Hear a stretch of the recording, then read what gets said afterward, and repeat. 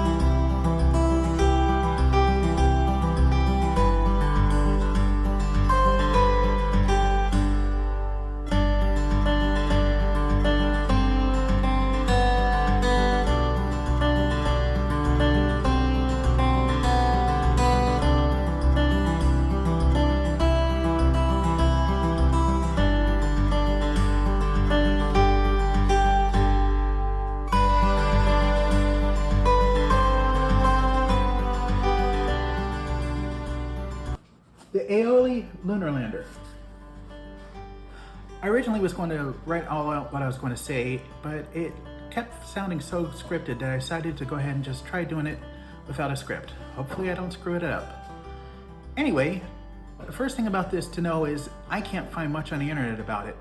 I can find this model, but I'm finding it from a whole bunch of different companies. I'm not even sure Alole is the one who built it, even though it's the name on the box, because I've seen that name replaced with other names when I'm looking it up. So I am not sure who makes this, but it's a metal construction.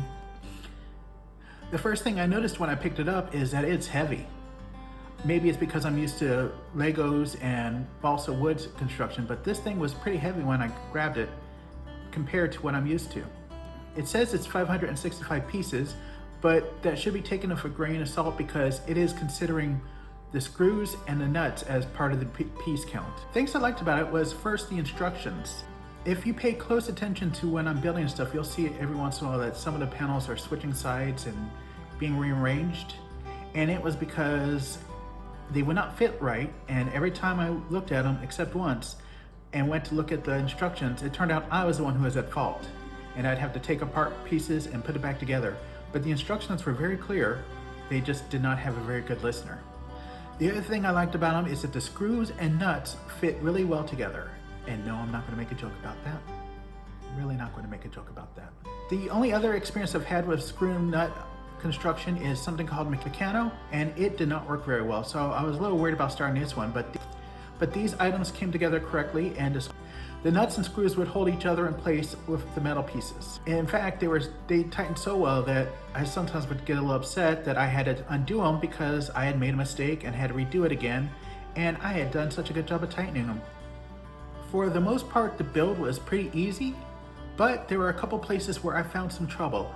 And if I do this right, you should be seeing on the screen now a picture of one of the legs.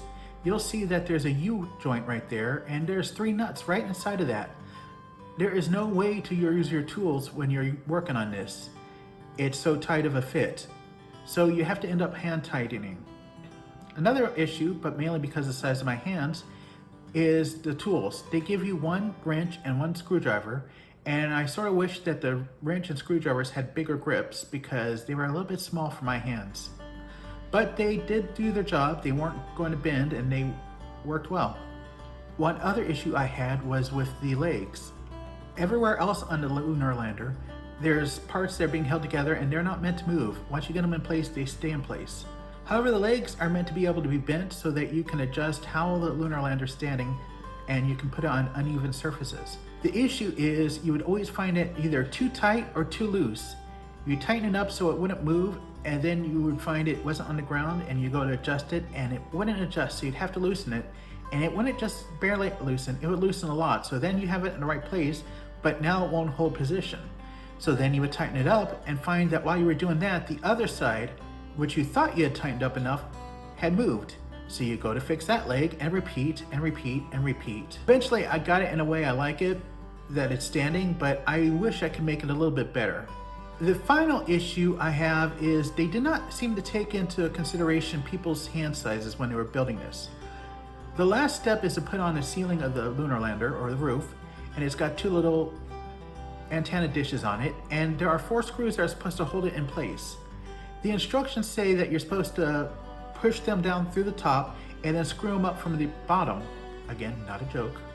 But there is no way to get your hands in there to hold the nuts while they screw. Again, not a joke. I could not get any tools in there. I could not get my hands in there. I don't think anyone who had fingers long enough to get in there would be strong enough to get them, because they would have to be too tiny of hands. Maybe you could get some kind of curved holding thing, like a pair of pliers that were curved, but I couldn't. So I ended up putting the screws somewhere else to hold them in place so that at least the lid would stay there. I should be showing a picture of it now, hopefully. I didn't screw that up. The whole build took me about 6 to 8 hours, and my fingers were a little cramped at the end of it, but I found it well worth it. And it's a little bit of a shame because you can't find any information about this to find out if they've made any others, but it's so well built, you gotta think that they did make other kits like this, but I can't find them. Online, I have seen them go for $20 to $40. I got mine at a local liquidation house for $5, so I did a good deal on it. And if you can find it at a good price, I suggest you do buy it. I would give it 4 out of 5 bricks. Thank you for watching my channel. Please, I ask that you like and subscribe and ring that bell so you'll know when I get new videos if YouTube decides to ever notify people. If you like this video and would like someone else to see it, please share. I would like to have a lot of people watching my videos, and if you have any questions, please put a comment. I always watch my comments and try to respond to them, and I try to keep sure that the trolls stay out of the chat too much. Thank you.